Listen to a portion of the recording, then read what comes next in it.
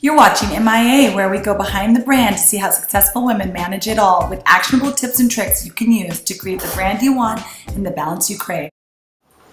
Hi, thank you for watching MIA. We are here with Kimberly Carlson, and she is the author of Out of the Shadows, which was an IPPY Award gold medalist last year. And so I wanted to bring her on because she is the mother of 2 children.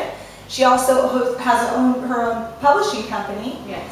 And her 2 children are 7 and 5. And their names are Elias and Annika. Yes. And I try to remember that because she always tells me Buenos dias, Elias. Yes. So, Kimberly, thank you so much for coming on. Yeah, my pleasure. Yeah.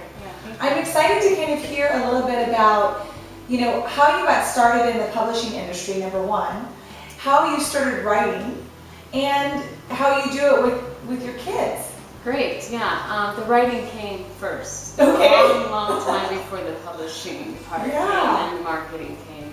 Yeah. I've been writing, I started in college, and then I decided when I was getting my undergraduate degree, I got a business degree, and then I switched to English literature and composition. That's where I got my graduate degree. Okay. So you've been literally writing for my adult life. Yeah, your whole adult life. Yes. So I knew then I wanted to be a writer. I wanted to connect with other people in a really deep and meaningful way. When I read a book, I feel like the world opens up to me. It does. It really does. And you feel connected. Right. Somehow, not always to the author, but, you know, to what someone, the story. a character. Yes. Yeah. And so I wanted to be a part of that. It's still my biggest pull is to be a part of others. So, besides your background, kind of tell us a little bit about your book and kind of what the goal of that is, because you've written more than one book. This is my 3rd manuscript. It's the first one that got published, and my goal was, and I know we're talking about managing it with families and kids. Yeah.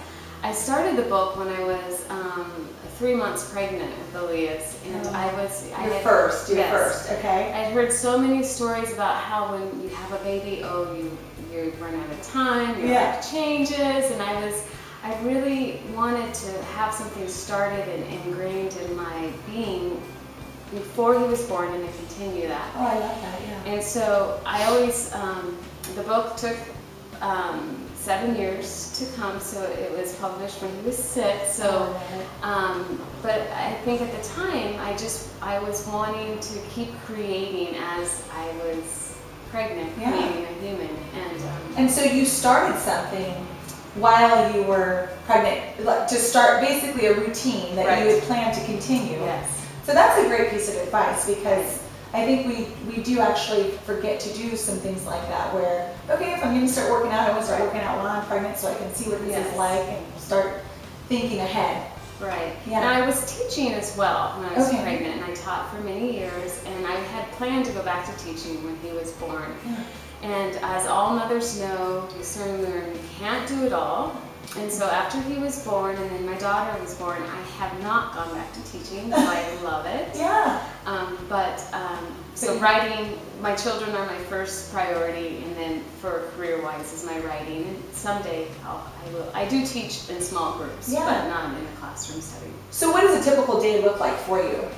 I was thinking about that driving over here, because even managing coming here is just such a trick. Getting my son to school, my daughter all the way to Shasta College preschool, and then here, and then I'm supposed to meet Sandy Dole to help me promote something. So the time management is a trick. So I don't have, I think a lot about this concept of balance that our culture teaches us.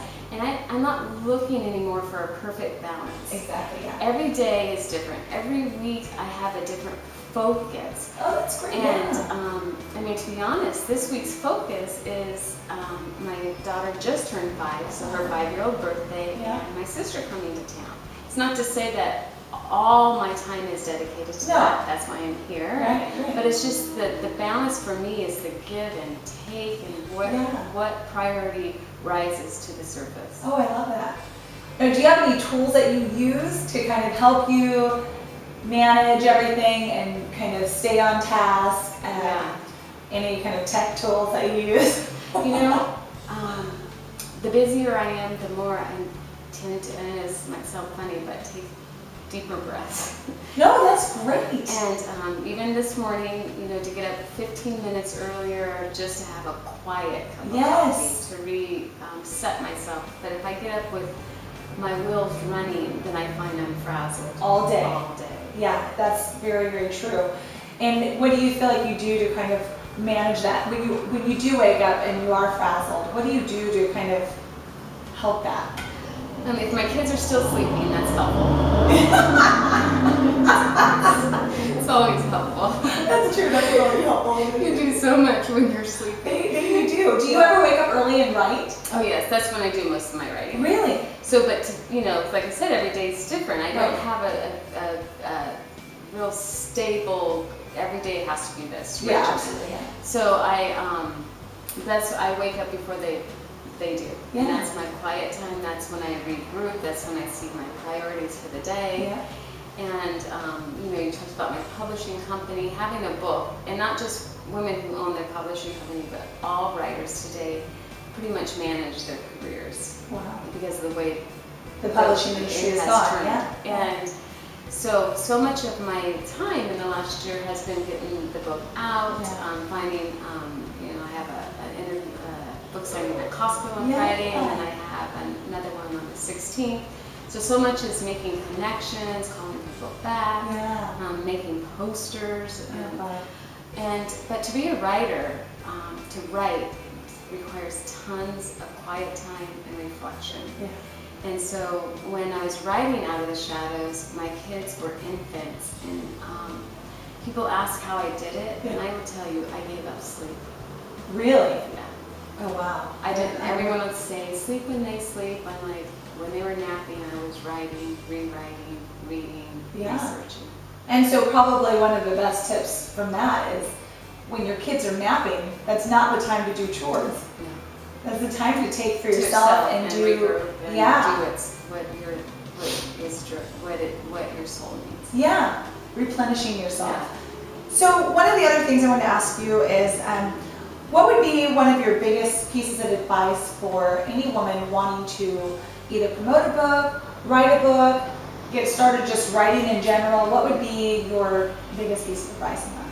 Well, for writing, I think, like I said, it's first that time, that space, and for people who have a real strong desire for writing or any of the arts, I mean, you feel it. It's so organic. It almost grows and gnaws at you. So if you have it, don't ignore it, but make the space for it. Nobody else will. Yeah. Your children certainly won't. Your husband will not. And your friends won't even. And your sisters, they will, can you go to lunch with me? I gave up Super Bowl parties. I gave up time where's Kimberly? I did give up. Now these last couple years I've been more social because of the book, and so I haven't felt that, but I am starting a new project, and people will start hearing me say no more often. But you're saying, tell people no, be firm with your boundaries, and be firm with your time. Yes. And I think that's great advice, because a lot of us have a hard time saying no and being firm. Right. So I think that's great. What was one of your biggest challenges writing your first book? The biggest challenge with writing is keeping up the feeling that you can do it, you can accomplish it, because it's not something that our culture readily admires. We admire and embrace success. We don't necessarily admire people who work hard in this culture and try to do something new, and that the culture, that the public, that the media hasn't said is great. Yeah. So maintaining that sense of I can do it, even if it only reaches 10 people, I'm going to do this because it's what I'm meant to do. I love it. No, just on our last couple questions, how would you define success? It's a great question for me. Just leading into that, because that's a great question for me, because I am always had very lofty goals. Great. Even as a child, very lofty. And so when I began writing 12, 15 years ago, yes, I want to be that New York bestseller. Mm-hmm. Yes, I wanted to be on Oprah. I mean, who didn't? Yeah, Who doesn't? Who doesn't? Yeah. As an author. Yeah, exactly. So I still have those goals. But then I was at Moonstone a couple, I don't know, a month ago or whatever, and with some girlfriends, and some woman came up to me and said, "Are you Kimberly Carlson?" And I was like, "Yes." And she says, "Oh, I read your book, and I taped the forum to watch your interview. I just want to meet you." Oh, I love And it. I just thought, well, how special. Yes, because your book changes people's lives. Yeah. You're pulling them into a story, Right. and you were able to do that. Mm-hmm. And so continue on what your definition of success would be. Yeah. Because of that, I feel like I kind of know where you're Yeah. going, but I want to But hear yeah, so just to know that my book has my work, my hard work, is touching people as we speak. Impact. Yeah. Yeah. And I love so, that. and the fact that as a mom I did it. Yeah. With young children. Now that moves me into my last question for you. So, what is your definition of managing it all and the perfect balance for women and women who are trying to manage their careers and their life?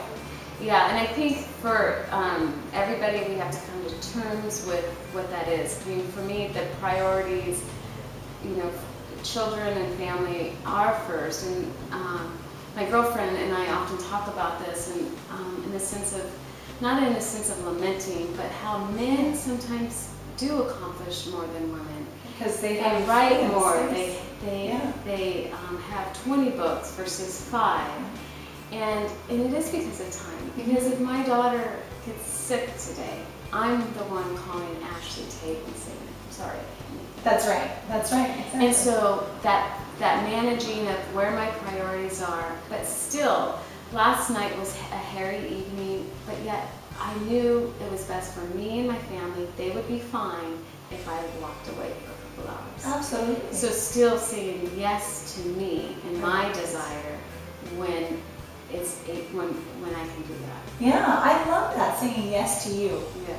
That's huge. So start saying yes to yourself, even though you feel like you're saying no to other people. Right. You're saying yes to yourself, and that is a huge key that I think people and women, people in general, but definitely women juggling life can definitely use that advice. So Right. thank you so much, Kimberly. I think this was, it was a pleasure speaking with you, and I really appreciate you coming on the show. And for all of you out there, thank you so much for watching MIA. We are always trying to speak to real women, giving real advice on how you manage it all. And I appreciate you watching, and we'll be back next week. Great. Thank you.